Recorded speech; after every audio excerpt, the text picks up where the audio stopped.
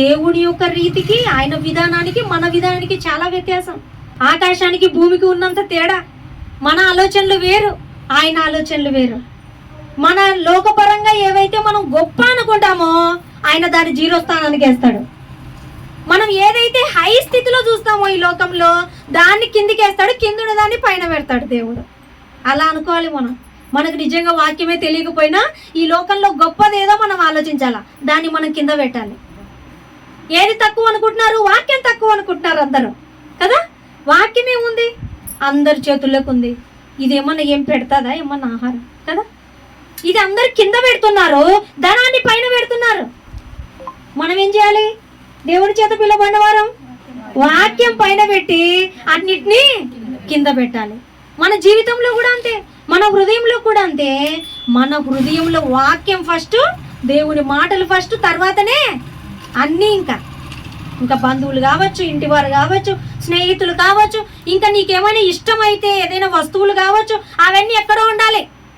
ఒకవేళ దేవునికి ఆటంకపరిచేవైతే వాటిని పక్కన పెట్టేసి దేవుని మార్గాన్నే అనుసరించాలి. మనకు దేవుడు ఈ సమయం ముందు హెచ్చరిక చేస్తున్నాడు. నేను పిలిచిన పిలుపులో ఉన్నావా నువ్వు? ఎంతో మంది పిలువబడతారంట, కానీ ఏర్పరచబడిన వారు కొందరేనంట. అనేకులు ప్రవేశించాలని చూస్తారంట, ఇరుకు మార్గంలో ప్రవేశించలేరు. సంతోషంగా కోరుకోరంట. ఎంత ఇరుకైనా, ఎంత కష్టమైనా, ఎంత ఇబ్బంది అయినా ఇరుకులోనే నడుస్తారంట.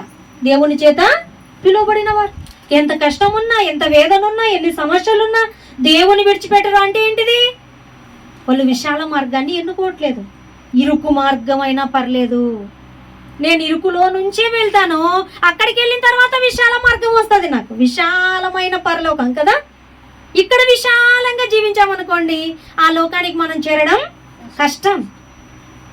ఎందుకంటే వీటిలోనే మునిగిపోతాం, ఈ ఆనందంలోనే, ఈ సుఖ సంతోషాల్లోనే ఇక్కడే మనం నిలిచిపోతాం తప్ప దేవుని ధ్యానించే వారంగా ఉండం, దేవుని హృదయంలో ఉంచుకునే వారంగా ఉండం, దేవుని మాటలు అస్సలు లెక్కనే పెట్టం. ఈ లోకంలో విశ్రాంతిగా జీవిస్తే, ఈ లోకంలో కష్టపడాలి, ఆ లోకంలో విశ్రాంతి పొందుకోవాలి. ఈ లోకంలో ఇరుకుగా జీవించాలి, ఆ లోకంలో విశాలంగా ఉండొచ్చు మనం.